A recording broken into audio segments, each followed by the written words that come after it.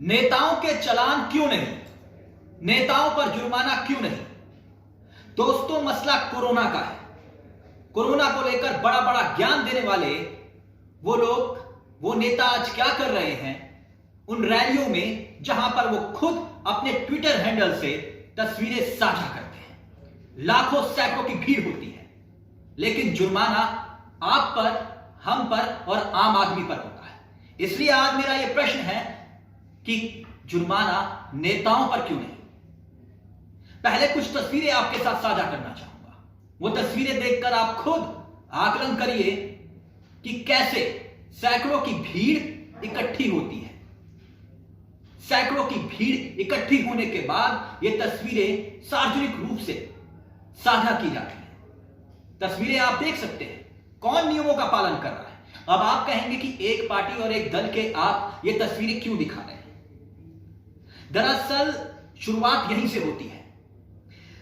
दुश्मन से मिलकर लड़ना है, यही तो हमें सिखाया गया। कोरोना वो दुश्मन है जिससे हमें मिलकर लड़ना है। मगर हमारे नेता क्या कर रहे हैं। सरकारी आयोजन, शादी समारोह हो रहे हैं, लेकिन यहां मैं इसलिए यह बात कह रहा हूं कि थाली और थाली हमने किसके कहने पर बजाई। देश के प्रधानमंत्री के कहने पर। देश के प्रधानमंत्री, क्योंकि प्रधानमंत्री किसी पार्टी विशेष के नहीं होते जब वो पद पर होते हैं। जब संविधान की शपथ लेते हैं तो मंत्री देश के होते हैं, किसी दल के नहीं होते हैं। ऐसे में सवाल यह कि त्योहारों में भीड़ पर सरकार की सख्ती होगी तो चुनावी रैलियों में क्यों नहीं। चुनावी रैलियों में नियम अलग हो जाता है। यह सवाल क्या पूछा नहीं जाना चाहिए, जहां चुनाव वहां कोरोना नहीं। तो मेरा भी एक सवाल है, जो आम जनता का सवाल है, जो आज इन तस्वीरों को देखकर और इस हालात को देखकर जरूर पहुंचती होगी आम। वो ये जरूर पूछती होगी कि आखिरकार जहां चुनाव है वहां कोरोना क्यों नहीं। तो फिर एक काम करते हैं ना, ये काम करते हैं कि पूरे देश में चुनाव करवा देते हैं। पूरे देश से फिर कोरोना चला जाएगा। अगर पूरे देश में चुनाव नहीं करवा सकते तो महाराष्ट्र में करवा देते हैं, क्योंकि महाराष्ट्र में सबसे ज्यादा केसेस हैं और ऐसे में बीजेपी का एजेंडा भी पूरा हो जाएगा, सरकार चली जाएगी महाराष्ट्र में।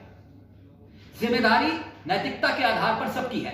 इसलिए एक उदाहरण अगर पेश करना है तो मैंने इसलिए कहा कि नेताओं के चालान काटिए और जनता के सामने उदाहरण पेश करिए कि अगर हम मंत्रियों के, मुख्यमंत्रियों के, कैबिनेट मंत्रियों के चालान काट सकते हैं तो आप किस खेत की मूली हैं। फिर जनता भी कहेगी कि हां, हमारे भी चालान काटिए। क्योंकि यहां एक तरफ मंत्री एक के बाद रैलियां करते हैं, रथ यात्राएं निकाली जा रही हैं, धज्जियां उड़ाई जा रही हैं नियमों की, और फिर उसके बावजूद कहा जाता है कि कोरोना के नियमों का पालन करना है।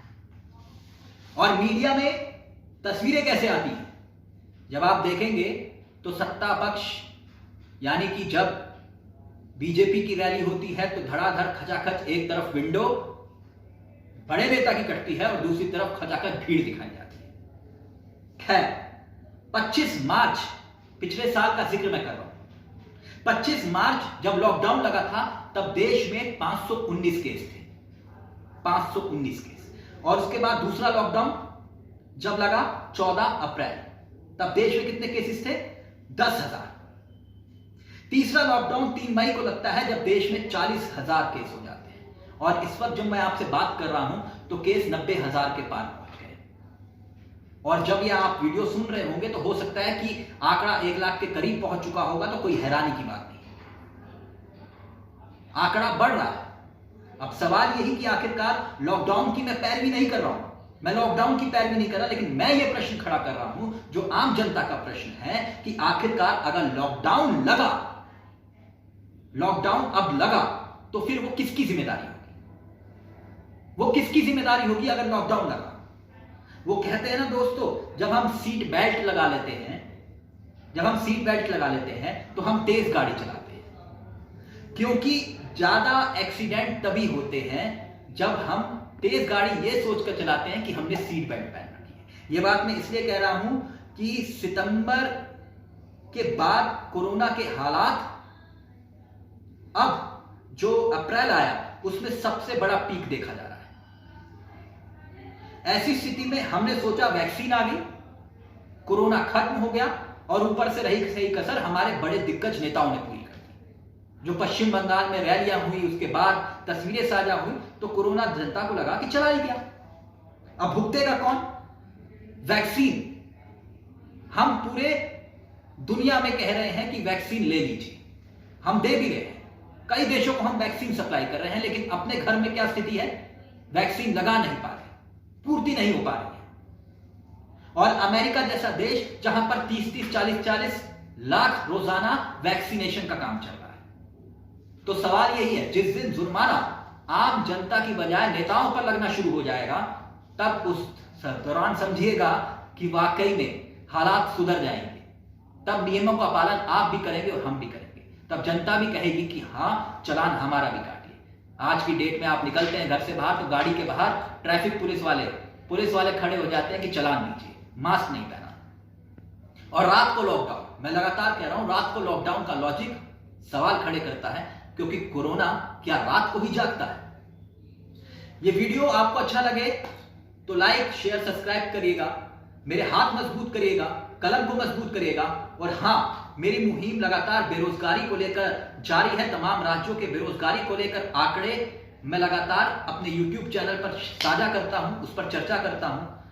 और ये जो मुद्दे हैं जो आप तक पहुंचते नहीं हैं, उनको पहुंचाने की कोशिश और प्रयास करता हूं।